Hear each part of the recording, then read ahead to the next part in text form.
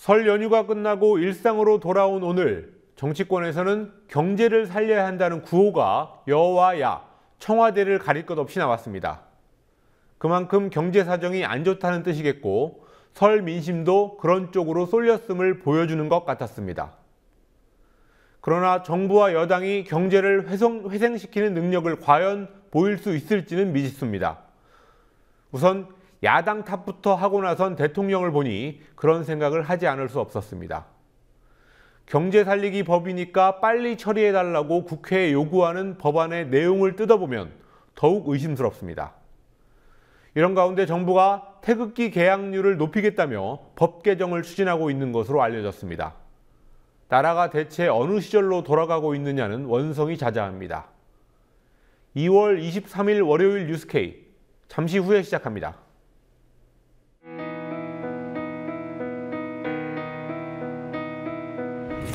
1960년 4월 19일, 당시 언론은 빨갱이 데모라고 했습니다. 지금 우리는 혁명의 역사로 기억합니다. 1980년 5월 18일, 당시 언론은 불순분자의 폭동이라 했습니다. 지금 우리는 독재에 항거한 정의의 역사로 기억합니다. 1987년 6월 10일, 당시 언론은 대학생 가두 시위라 했습니다. 지금 우리는 민주주의를 쟁취한 감격의 역사로 기억합니다.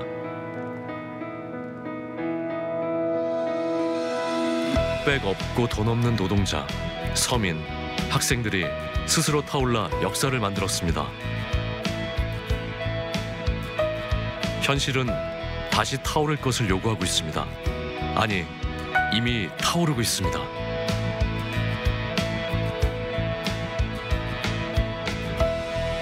빨갱이를 종북으로, 불순분자를 외부 세력으로, 언론은 말만 바꾸었을 뿐 역사를 부정하고 있습니다. 2014년 4월 1일, 국민TV가 개국한 이유입니다. 국민TV는 역사를 역사로 기록하겠습니다.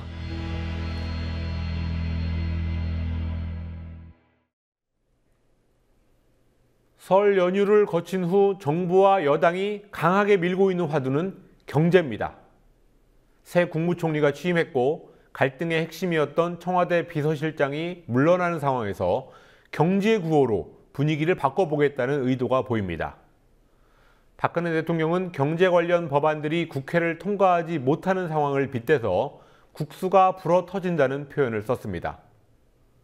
그러나 새로 지명된 장관 후보자들을 둘러싼 의혹이 하나 둘 나오기 시작하는 것을 보면 청와대의 의도가 잘 먹히지 않을 것이라는 전망이 나옵니다. 정부와 여당이 경제활성화법이라고 주장하는 것들이 따지고 보면 재벌에 특혜를 주거나 카지노를 활성화하는 등 경제를 뿌리째 좀먹는 법안이라는 점도 놓쳐서는 안 되는 대목입니다. 정치권 취재하고 있는 PD 연결해 보겠습니다. 곽보아 PD. 네, 곽보아입니다. 박근혜 대통령이 경기 불황의 책임을 정치권, 특히 야당에 돌리는 듯한 발언을 했습니다. 어떤 대목인지 설명을 해주시죠. 네, 박근혜 대통령이 국회를 향해 경제 관련 법안을 빨리 처리해달라고 말하는 과정에서 나온 말입니다. 오늘 청와대 수석 비서관 회의에서 나온 박 대통령의 발언 들어보시겠습니다. 지난번 부동산 3법도 작년에 이제 어렵게 통과가 됐는데 그거를 비유로 하자면은 아주 퉁퉁 불어 터진 국수입니다. 근데 그걸 그냥 먹고도 우리 그 경제가 부동산이 좀 힘을 내 가지고 꿈틀꿈틀 움직이면서 활성화되고 집 거래도 이렇게 많이 늘어나고 그랬거든요. 그러면 불어터지지 않고 이렇게 아주 좋은 상태에서 먹었다면 얼마나 힘이 났겠습니까? 그래서 우리 경제가 참 불쌍하다. 그런 불어터진 국수 먹고도 힘을 차리는구나. 야당이 법안 처리에 반대해 경제에 발목을 잡고 있다는 의미가 깔려있는 발언이었습니다. 또 전셋값이 폭등해 매매가와 차이가 없어져 어쩔 수 없이 집을 사는 현재 상황을 두고 대통령이 부동산 3법 통과 때문에 주택 거래량이 늘었다고 주장하는 것은 전형적인 아전인수식 해석이란 평가도 있습니다. 정의당 김종민 대변인은 경제가 불어터지는 게 아니라 국민들의 민심이 불어서 터져버릴 지경이라며 박 대통령의 발언에 대해 적반하장이라고 비판했습니다. 유은혜 새정치민주연합 대변인은 대통령의 발언이 전형적인 책임 전가 발언이자 경제무능 정권임을 자백하는 발언이라고 반발했습니다. 한편 오늘 수석비서관 회의에 불참한 김기춘 비서실장은 사실상 모든 업무에서 물러났으며 후임 비서실장은 내일 발표될 가능성이 큰 것으로 알려졌습니다. 예, 설 민심을 듣고 온 여야 경제 살리기가 중요하다라는 똑같은 말을 했습니다. 하지만 그 경제 살리기 방법에 있어서는 전혀 다른 소리를 했어요. 그렇습니다. 여야는 경제를 살려야 한다는 민심을 한 목소리로 전했지만 여당은 경제 활성화 법안 통과를, 야당은 서민 경제 살리기를 경제 살리기 해법으로 각각 내놨습니다. 양당 대표의 발언 들어보시겠습니다. 올해 설 민심의 풍향계는 역시 경제 살리기를 가리켰고 여기저기서 설 분위기가 나지 않는다며 특히 정치권을 질타하는 목소리가 많이 높았습니다. 2월 임시국회가 열흘도 남지 않았는데 경제활성화법 등 입법 처리가 매우 시급합니다. 설 민심은 한결같이 서민경제의 어려움을 호소하는 것이었습니다. 민주주의와 복지는 물론이고 경제에도 유능한 정당이 되는 것이 우리 당이 가야 할 길이라고 다시 한번 다짐을 합니다. 2월 임시국회 회기가 9일 남은 오늘 여야는 국회 상임위별로 법안심사소위원회와 전체회의를 가동하며 법안 논의에 나섰습니다. 그러나 여야가 팽팽히 대립하고 있는 법안들이 많아 원만한 처리에 빨간불이 켜졌습니다. 특히 민주연합은 새누리당이 경제활성화법이라고 주장하는 11개 법안과 관련해 서비스산업발전법과 의료법을 의료민영화법으로, 경제자유구역법을 카지노 활성화법으로 규정하는 등 가짜 민생 법안 공세를 이어가고 있습니다. 설 민심을 자극했던 중요한 이슈 중에 하나가 저가 담배였습니다. 논란이 커지니까 저가 담배 얘기를 처음에 꺼냈던 유승민 새누리당 원내대표도 주섬주섬 주워담는 분위기인데요. 여당에서도 여기에 대한 비판이 나왔죠?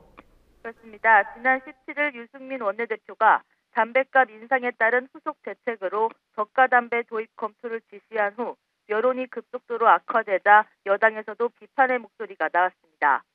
정우택 새누리당 의원은 오늘 MBC 라디오 인터뷰에서 담배값을 올린 지 며칠 되지 않아 저가 담배를 도입한다는 것은 국민 건강은 사라지고 증세만 남은 것이라며 유 원내대표의 제안을 비판했고, 새누리당 소재선 의원 모임 아침소리 대변인 하태경 의원도 브리핑에서 저가 담배 검토는 정책 신뢰를 무너뜨리는 소참 대실이라고 지적했습니다.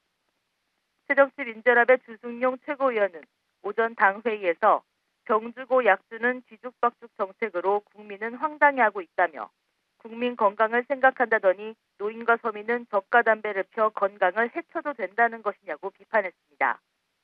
이 같은 여론을 접한 유승민 새누리당 원내대표는 어제 언론 인터뷰에서 아이디어 차원이었을 뿐이라고 한 발 뺀 데 이어 오늘은 아예 관련 언급을 회피했습니다. 지금까지 국민TV 뉴스 곽보아입니다. 모레가 박근혜 대통령 취임 2주년입니다. 겨우 2년밖에 안 됐냐는 말이 많이 나오고 있는데요. 야당이 오늘 개최한 토론회를 보면 문제가 너무 많아서 길게 느껴진 게 아닌가 하는 생각을 해봤습니다.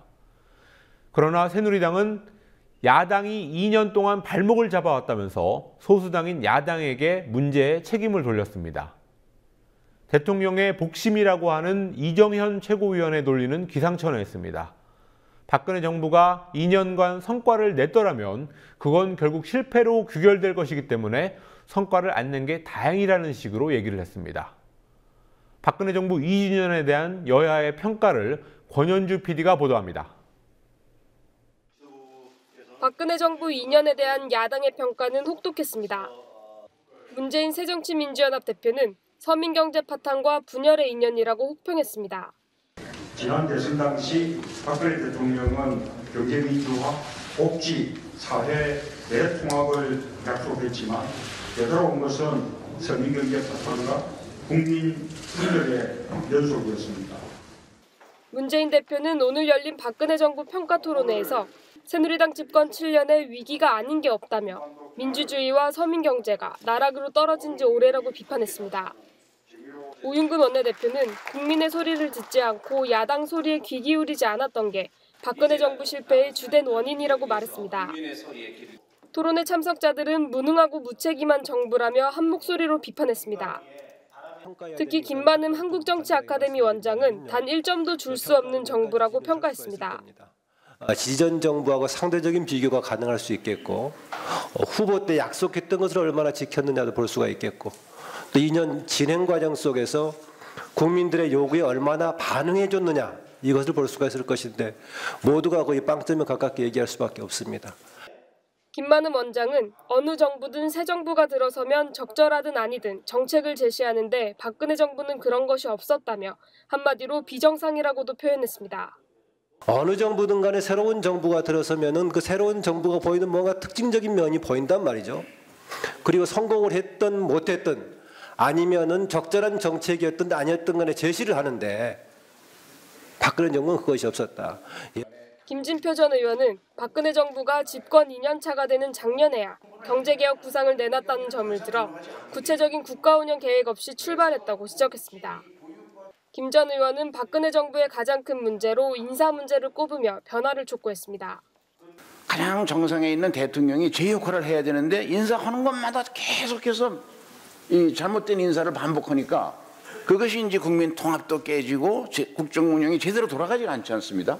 그래서 이 문제를 해결하는 일이 최우선적으로 대통령이 고쳐야 할 일이다 하는 것이죠. 반면 정부 스스로는 정책의 성과가 조금씩 보이고 있다며 자화자찬했습니다.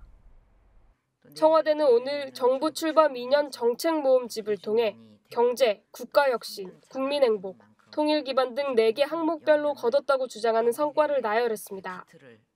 청와대는 규제개혁이나 창조경제 등 핵심 과제를 중심으로 작년 하반기부터 성과가 조금씩 가시화되고 있고 경제도 성장 기조로 변하고 있다고 강조했습니다. 그러나 장기간 지속되는 청년 실업이나 경색된 남북관계 등에 대해선 거의 언급하지 않았습니다.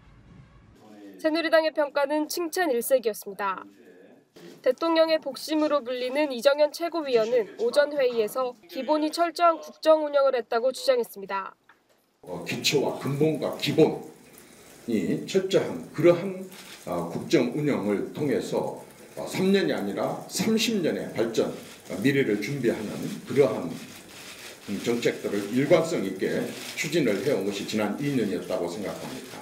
최저 수준의 대통령 지지율을 기록하며 사실상 레임덕에 빠진 상황과는 동떨어진 평가였습니다. 이정현 최고위원은 대통령이 가장 힘이 있는 취임 직후 1, 2년 사이에 성과를 내야 했지만 그러지 못했다는 지적을 일식한 듯 성과가 있었다면 오히려 실패를 불러왔을 것이라는 아전인수식 평가도 내놨습니다. 2년 동안 만약에 정말 내놓으라 하는 그러한 성과가 있었다. 그건 저는 실패가 예견된 성과라 이렇게 생각을 합니다. 과거 정권들이 그래 왔었습니다. 가장 힘이 있을 때 몰아치기로 해서 그런 식으로 한 다음에 그다음에 기초가 약해서 금방 그러한 부분들이 원위치로 돌아가거나 더 후퇴하는 그런 사례들을 많이 봐왔었습니다. 다만 이 최고위원은 인사 문제에 대해선 성별, 세대, 지역에 있어서 지금까지와는 약간 다른 변화가 있었으면 하는 바람이라는 지적을 덧붙였습니다. 국민TV 뉴스 권현주입니다.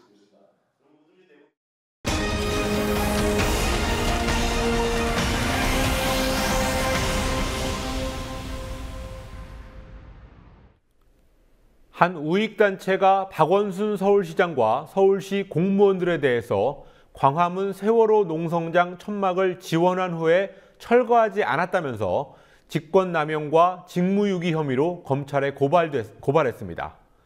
이 고발은 작년에 있었던 일인데요. 그에 따라 경찰이 공무원들을 불구속 입건하고 소환 조사를 실시한 사실이 최근 뒤늦게 드러났습니다. 서울시는 정부가 유가족을 지원하기로 약속한 데 따라서 서울시도 지원한 것일 뿐이다 라는 입장을 밝혔습니다. 김종훈 PD가 취재했습니다.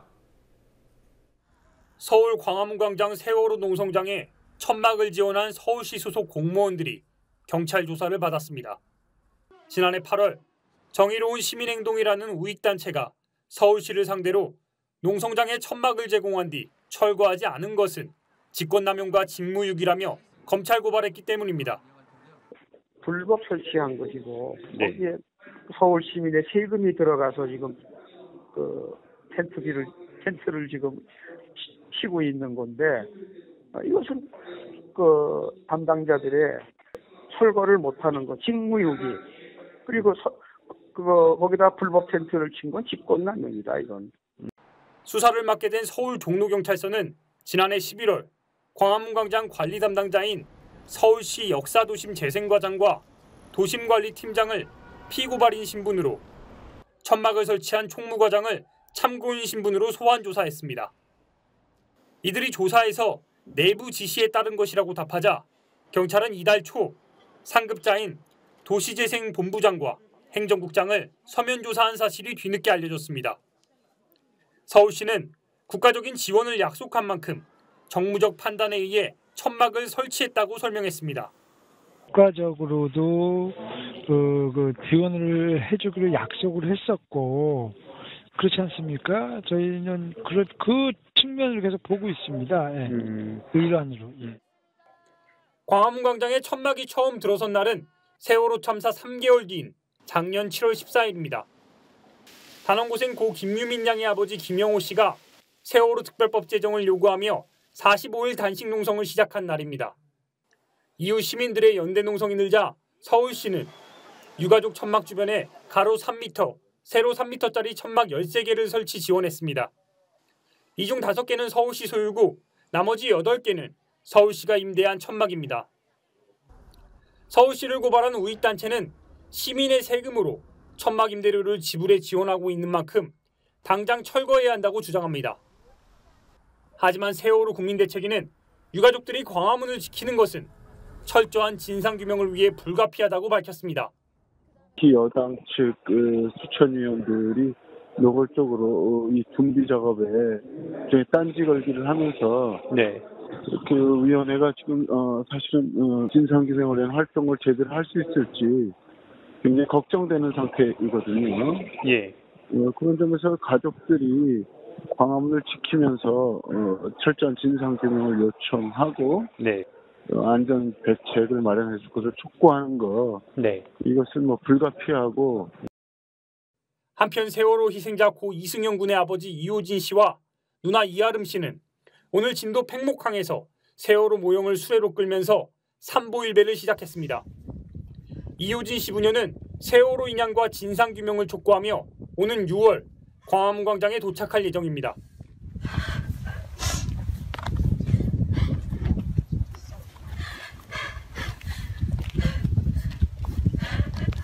국민TV 뉴스 김종훈입니다. 국회 상임위를 통과한 김영란법이 법사위에서 막혀버린 중요한 이유는 법 적용 대상에 언론인들을 넣느냐 마느냐 하는 문제 때문입니다. 언론인들이 넣는 것을 반대하는 것 같지만 사실은 그렇지 않습니다. 언론인들의 이익을 대변하는 전국 언론노조는 오히려 기자들을 법 적용 대상에 넣어야 한다는 입장입니다. 그러다 보니 언론인들을 빼줘서 언론 자유를 보장해야 한다고 주장하는 사람들의 저의가 따로 있다는 시각이 있습니다. 언론인 포함 문제를 계속 제기하면서 김영란법 처리를 늦추려 한다는 겁니다. 조아라 PD가 보도합니다. 검사에게 징역 3년의 중형이 선고됐습니다. 2011년 한 여검사가 내연 관계에 있는 변호사로부터 사건 무모형으로 벤츠 승용차와 샤넬 가방 등 금품을 받은 일이 알려졌습니다. 이른바 벤츠 여검사 사건입니다. 여검사에게 실형을 선고한 1심과는 달리 항소심은 사랑의 징표로 선물했다는 피고인의 주장을 받아들여 금품 수수에 대가성이 없다며 무죄 판결을 내렸습니다. 이 사건을 계기로 대법관 출신인 김영란 전 국민권익위원장은 공무원이 금품이나 향응을 받았을 경우 대가성의 유무나 금액의 크기와 상관없이 처벌하도록 하는 부정청탁 금지 및 공직자의 이해충돌 방지법, 이른바 김영란법을 추진했습니다. 권익위와 법무부의 논쟁 끝에 김영란법은 입법 예고 1년 만인 2013년 7월 국회로 넘어갔습니다. 김영란법에 대한 국회 심사가 차일피일 미뤄지다가 지난해 4월 세월호 참사를 계기로 관피아 논란이 불거지면서 김영란법은 다시 수면 위로 떠올랐습니다. 법안이 등장한 지 2년 6개월 만인 지난 1월 8일 김영란법은 국회 법제사법위원회로 넘어갔지만 법사위를 통과해 본회의에서 법으로 만들어지기까지는 아직도 산 넘어 산입니다. 국회 해당 상임위였던 정무위원회가 법 적용 대상으로 원안에 없던 언론인과 사립학교 교사, 그리고 공무원의 가족을 포함시키면서 일어난 논란이 계속되기 때문입니다. 김영란법의 위헌 소지를 분석하기 위해 법사위가 오늘 연 공청회에서는 치열한 논쟁이 이어졌습니다. 특히 언론인의 표현의 자유에 대한 침해 여부가 화두였습니다.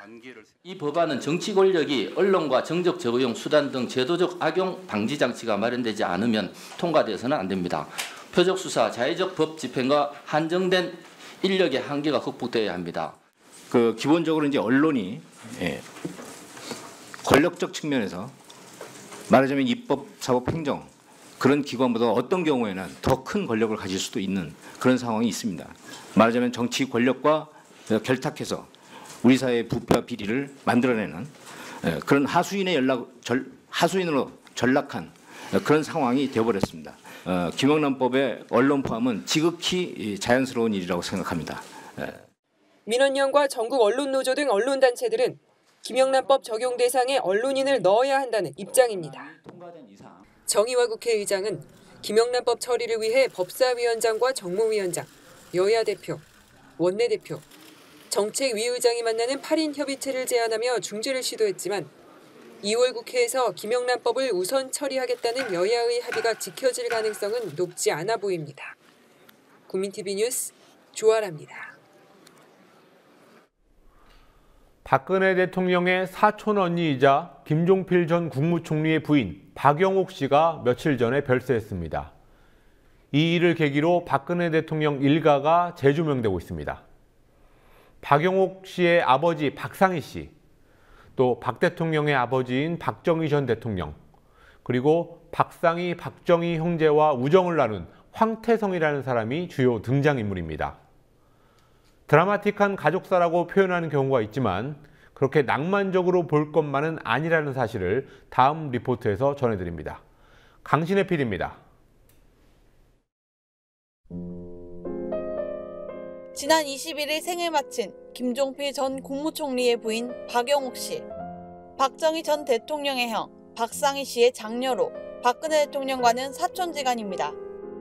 고 박영옥 씨의 아버지이자 김종필 전 총리의 장인인 박상희 씨는 사회주의자로 일제강점기에 독립운동을 했던 인물입니다. 해방 후인 1946년 10월 박상희 씨는 미군정의 식량 정책 실패에 항의하는 대규모 시위 대구 10월 사건에 가담하다가 경찰의 총격으로 숨졌습니다. 형 박상희 씨의 죽음을 계기로 박정희 전 대통령은 남로당에 입당한 것으로 알려져 있습니다. 박정희 전 대통령은 1948년 여순 사건으로 처형될 위기에 처했지만 남로당원에 관한 정보를 방첩대의 제공에 가까스로 살아났고 그 후 한국군 정보장교로 한국전쟁 때 활약했던 것으로 전해집니다. 박정희 전 대통령이 남로당에 입당할 때 신원 보증을 서준 것으로 알려진 황태성 씨. 황태성 씨는 박상희 씨의 동지이자 친구로 역시 사회주의자였고 박정희 전 대통령은 그를 친형보다 더 따랐다고 합니다. 또 황태성 씨는 친구인 박상희 씨와 고 박영옥 씨의 어머니인 조기분 씨의 중례를 서기도 했습니다. 1946년 대구 10월 사건을 주정한 황태성은 경찰에 쫓기다가 이듬해 월북했고 북한 김일성 정권에서 무역성 부상, 차관을 지냈습니다.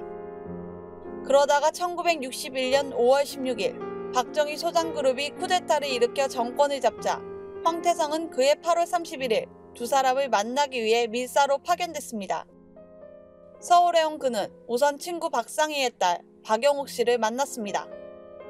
박영옥 씨를 통해 박정희와 김종필을 만났을 가능성이 아직도 거론되지만 김종필 당시 중앙정보부장은 황태성을 만난 적이 없다고 주장했습니다. 이후 황태성은 중앙정보부에 연행됐고 이 사실은 대선을 앞둔 1963년 10월 박정희 후보의 경쟁자였던 민정당 윤보선 후보에 의해 세상에 알려졌습니다. 윤보선 후보는 공화당은 간첩 황태성의 자금으로 사전 조직했다고 주장했습니다. 야당 측의 색깔 공격에 대응하기 위해 또 자신의 남로당 경력이 알려지는 것을 차단하기 위해 박정희는 결국 황태성을 총살시켰습니다. 김현철 인제대 통일학부 교수는 오늘 자신의 페이스북에 색깔론의 피해자였던 박정희는 색깔론의 가해자로 둔갑했고 그로부터 50년 후 그의 딸이 아버지가 당했던 수법을 그대로 활용해 대통령에 당선됐다는 글을 올렸습니다. 박근혜 대통령은 오늘 오후 사촌 언니 박용옥 씨의 빈소를 찾아 조문했습니다. 국민TV 뉴스 강신혜입니다. 함께 만드는 언론 니네 연합동조화 여기는 국민TV 함께 만드는 언론 니네 연합동조화 여기는 국민TV.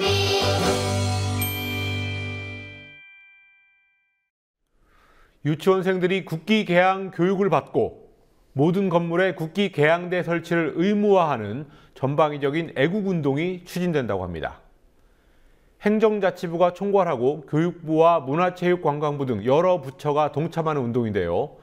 박근혜 대통령이 영화 국제시장의 국기 강화식 장면에서 감명을 받은 후에 계획된 것으로 해석됩니다. 오늘 뉴스리뷰 정부의 국기 달기 운동 소식으로 시작하겠습니다. 스튜디오에 노지민 PD 나와 있습니다. 어서 오시죠. 안녕하십니까. 예, 국기 개양 강화 운동 어떤 내용입니까? 사실입니까? 네, 우선 행정자치부는 개양 의무화는 아니다. 국기를 걸고 싶어도 걸지 못해온 국민을 위해서 국기 꼬지를 설치해주겠다는 것이다. 이렇게 입장을 밝혔습니다. 예, 애초에 이 국기 개양은 왜 강조가 된 거죠? 네, 올해가 광복 70주년인데 이걸 맞아서 선열들의 위업을 기리고 또 국민들의 애국심을 함양시키겠다는 목적입니다. 행자부는 이 정신을 실현하고자 이달 초에 전국민 나라사랑 태극기 달기 운동 계획을 마련했는데요. 우선 이 운동을 총괄하는 행자부의 경우 태극기 개양 및 선양 조례안을 보급하고 또 민간 건물에 국기 개양대 설치하는 것을 의무화하고요. 300가구 이상의 대규모 아파트 중 일부를 국기 개양 모범 아파트로 조성하겠다는 계획입니다. 예, 행자부 말고 다른 부처들도 여기에 동참한다고요? 네, 그렇습니다. 국기 개양을 통한 애국심 향상을 위해서 각 부처들이 홍보와 지원을 아끼지 않을 계획입니다. 부처별 계획을 좀 보시면요. 교육부의 경우 학생들이 국기를 개양한 뒤에 일기나 소감문을 쓰게 하고 또 개양식이나 강화식을 실시할 방침이고요. 시도교육청이 각급 학교의 이행 상황을 점검하게 됩니다. 또 미디어를 통한 홍보도 전격적으로 진행합니다. 미래부, 문체부, 방통위는 공중파, 종편, 케이블 TV를 통해서 국기 개양을 강조하는 자막 또는 진행자 코멘트를 내보내고요. 태극기를 비롯해서 국가를 상징하는 영화나 다큐멘터리 제작을 지원합니다. 또 산자부는 기업체의 사부나 신문 광고로서 국기 개양 운동을 추진합니다. 이때 경제 5단체나 또 은행연합회 등의 협조를 받을 계획이라고 합니다. 예. 마지막으로 국가보훈처의 경우에는요, 134개 지자체에 228개에 이르는 태극기 거리를 조성하는 등 전방위적인 애국운동이 계획되어 있습니다. 예, 이런 분위기라면 곧 무궁화 신기 운동 같은 것도 나올 수 있을 것 같은데요. 예. 이 계획이 마련된 시점이 박근혜 대통령이 영화 국제시장의 국기 강화식 장면, 이걸 보면서 애국심을 강조했던 시기랑 비슷하다, 맞물려 있다, 이런 말도 있군요.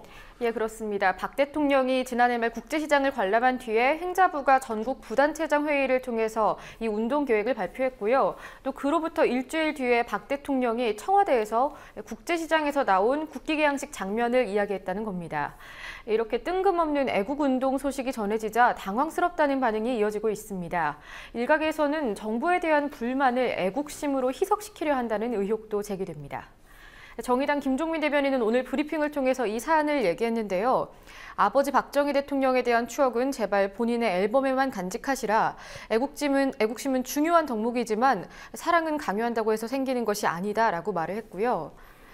또 이어서 한 말들을 좀 보시면요.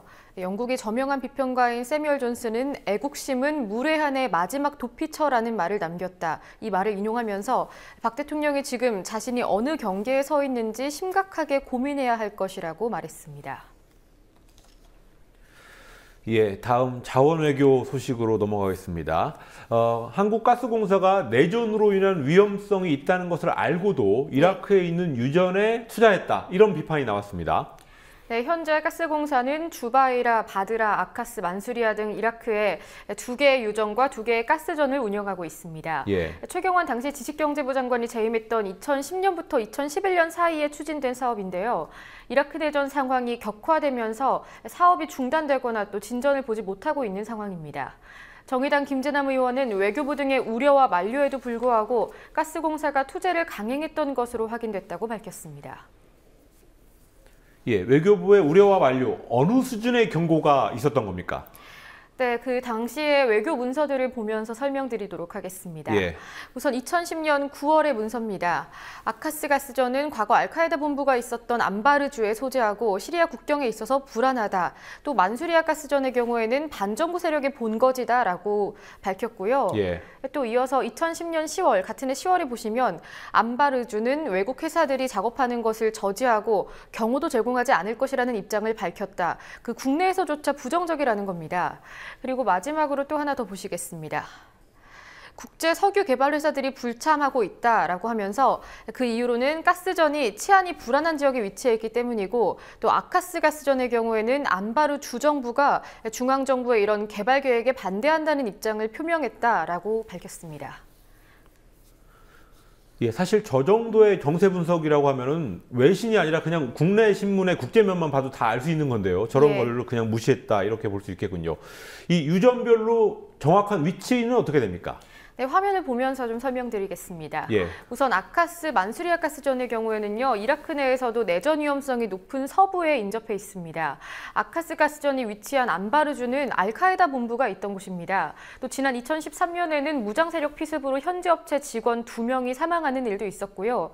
또 현재는 IS의 점령지인데 예, 얼마 전에 그렇죠. 집단 처형이 이뤄진 바로 그곳입니다. 사고가 끊이지 않는 상당히 위험한 곳입니다. 또 만수리아 가스전의 경우에는 디알리주라는 곳에 위치해 있습니다. 이곳은 당시의 반정부 세력 본거지였고 또 이라크 중앙정부와 쿠르드 자치정부 간의 영토 분쟁지입니다. 또 이라크 남부의 주바이르 유전과 바드라 유전의 경우에는 가스공사 측은 분쟁 지역과는 그래도 떨어져 있기 때문에 위험성이 낮다 이렇게 주장을 하고 있습니다. 하지만 분쟁 지역이 계속 남쪽으로 확산되고 있는 만큼 안심을 할 수만은 없는 상황입니다. 예, 그런데 결국은 투자를 했고요. 예. 그래서 나온 손실이 얼마라고요? 네, 그나마 안전하다고 평가받는 주바이르 사업만 봐도요, 수천억대 손실이 예상되고 있습니다. 네, 어느 정도인지 화면 통해서 보시겠습니다. 이라크 주바이르 사업의 투자 및 회수 현황인데요. 네, 투자 금액의 경우에는 첫 해인 2010년에 1억 5,600만 달러, 그리고 그 다음해에는 6,900만 달러, 8,900만 달러, 또 사업이 중단되기 전인 2013년에도 계속 6,300만 달러까지 총 3억 7,800만 달러가 투자됐습니다. 하지만 현재까지 회수율은 0원, 단 한 푼도 회수되지 않은 상황입니다. 예, 그리고 여기에다가 오늘 가스공사의 또 다른 손실 사실도 밝혀졌더군요. 네, 이라크 지역 사업 말고도 또 호주에서 진행되는 사업이 있습니다. 예. 석탄층 가스를 이용해서 LNG를 생산하는 그 글래드스톤 LNG, 그러니까 GLNG 프로젝트를 진행하고 있는데요.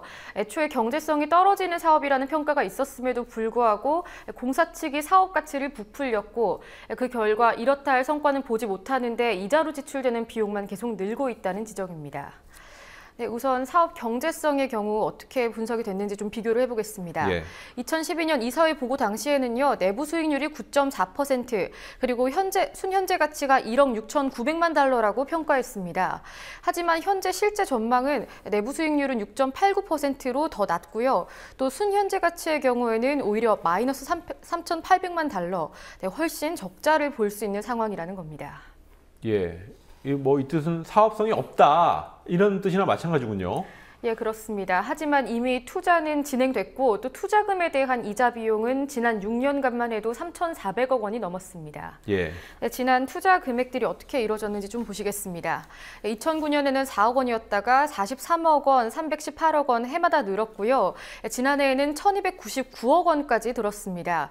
이렇게 총 지출된 비용이 6년간 3,415억 원이었습니다.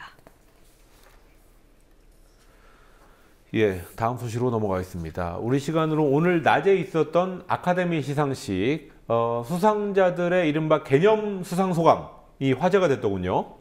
네, 시상식이 있을 때마다 국내 해외를 막론하고 참가자들의 의상 그리고 수상자들의 개념 소감이 화제가 되는데요. 예. 오늘 아카데미 시상식에서는 시민들의 평등권, 표현의 자유를 비롯해서 이렇게 민주주의의 기본 가치를 강조한 수상 소감들이 주목받았습니다. 화제의 소감들을 몇 가지 준비했는데 우선 영화 보이후드에서 주인공의 엄마 역할을 열연한 패트리샤 아퀴트의 소감부터 들어보시겠습니다. 예. To every woman who gave birth, to every taxpayer and citizen of this nation, we have fought for everybody else's equal rights. It's our time to have wage equality once and for all, and equal rights for women in the United States of America. 네, 이 소감을 들은 톰 페레즈 미국 노동부 장관의 트윗이 또 화제였습니다. 페레즈 장관은 패트리샤 아퀴트의 연설에 동의한다고 밝혔고요. 또 동일 노동, 동일 임금, 여성이 성공할 때 미국이 성공한다 이렇게 주장했습니다. 예. 또 영화 이미테이션 게임을 각색한 그레이엄 무어의 소감도 감동을 남겼습니다. 영화 주인공인 앨런 튜링은 정부의 동성애 금지 정책으로 인해서 호르몬 주사를 강요받다가 자살한 인물입니다. 그레이엄 무어는 이 인물을 언급하면서 자신 역시 청소년기에 자살 경험이 있었다고 고백했는데요. 네, 어떤 말을 남겼는지 직접 들어보시겠습니다. When I was 16 years old, I tried to kill myself because I felt weird and I felt different and I felt like I did not belong. And now I'm standing here.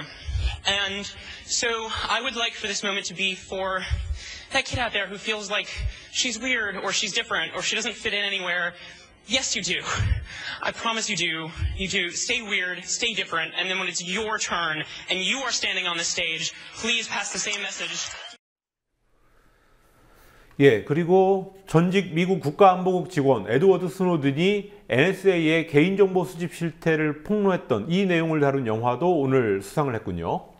네, 화제가 계속됐던 영화죠. 시티즌4의 로라 포이트라스 감독은 장편 다큐멘터리상을 수상했습니다. 어떤 소감을 밝혔는지도 또 바로 들어보시겠습니다. We don't stand here alone. The work we do and that needs to be seen by the public is possible through the brave organizations that support us. The disclosures that Edward Snowden reveals don't only expose a threat to our privacy, but to our democracy itself. Thank you to Edward Snowden for his courage and for the many other whistleblowers. And I share this with Glenn Greenwald and other journalists who are exposing truth. Thank you. 네, 또 미국 시스템에 대한 비판과 풍자로 유명한 영화 감독이죠.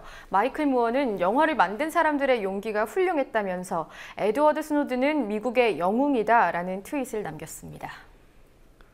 예, 뉴스 리뷰 노주민 PD였습니다. 수고하셨습니다.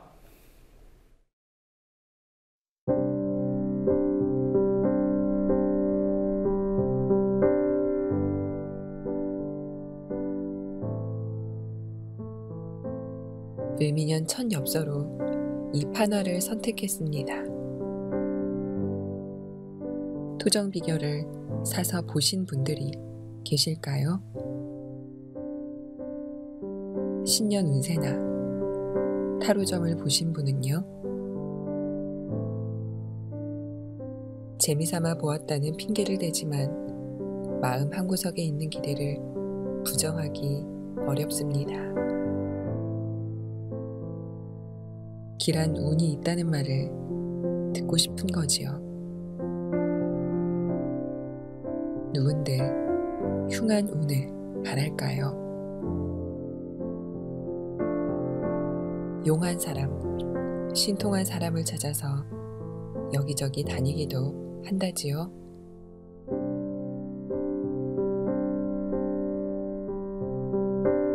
시대가 잠옷 어려워서 거기 기대고도 싶어지겠습니다만 그런다고 달라질 게 있을 리 없지요. 마음을 조용하게 하는 일도 한번 생각해 보시지요.